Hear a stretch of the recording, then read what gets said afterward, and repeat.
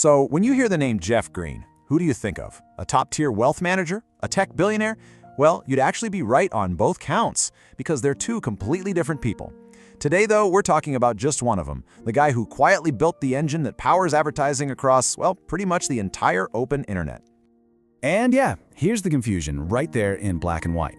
On one side, you've got Forbes profiling Jeff Green, the successful wealth manager. And on the other, you've got Wikipedia showing us Jeffrey Terry Green, the tech founder with a net worth of $6 billion. You can see how people get them mixed up.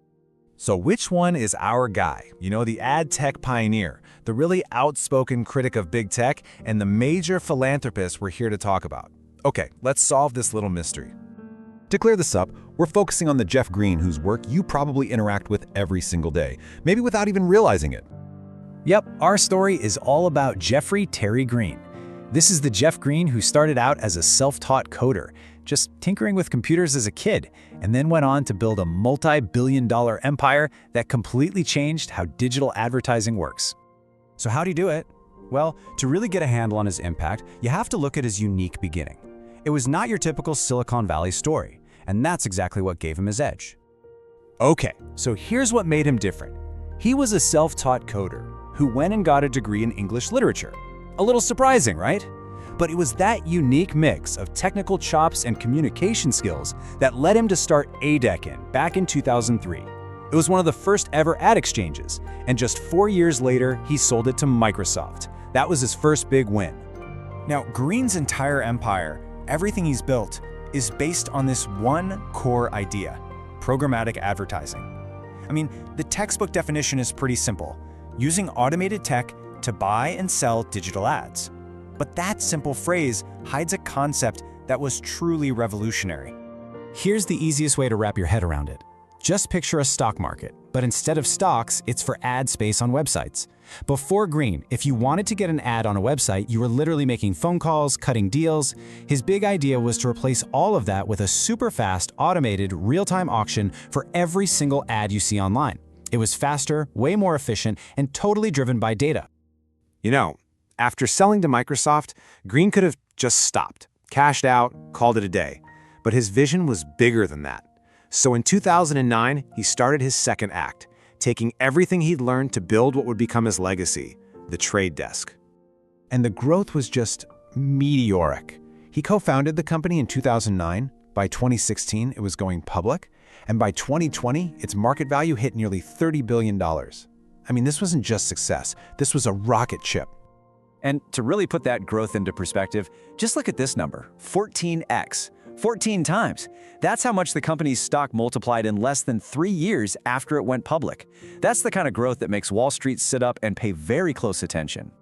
And the market saw this as way more than just another successful IPO. It was seen as a huge vote of confidence for his entire model, what's known as the demand-side platform.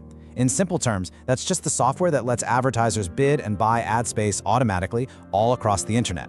Green had proven that his vision wasn't just a good idea, it was an incredibly profitable one.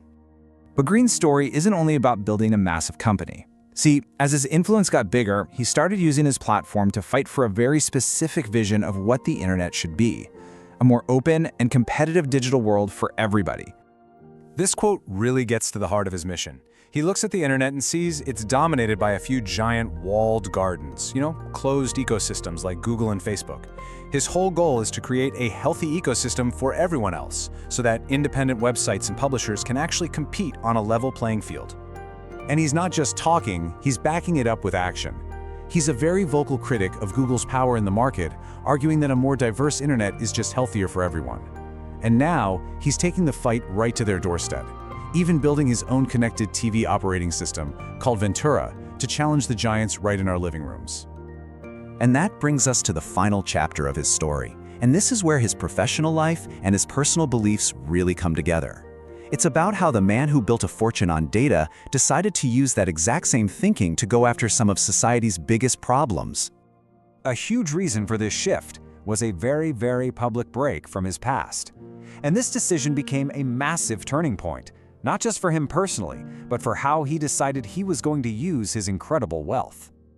So in 2021, Green, who was raised in the Church of Jesus Christ of Latter-day Saints, publicly resigned in a really pointed letter. He said he believed the church's positions had hindered global progress, especially on issues of equality. And he paired that act with a huge donation to an LGBTQ rights group in Utah. This was not a small gesture. He also joined the Giving Pledge, committing to donate over 90% of his massive fortune during his lifetime. That number, 90%, really shows a deep, deep commitment to using his wealth to make a change. And this right here, this reveals his whole approach. The motto for his foundation is dismantling disparity through data.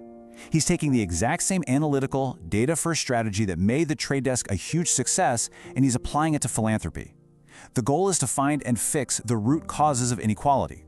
Which really leaves us with a pretty powerful question to think about, doesn't it? Jeff Green's journey proves that data can build a fortune, that it can totally revolutionize an industry. But his new mission asks something much, much bigger. Can that same data-driven thinking also be the key to solving our most complex, our most difficult social challenges?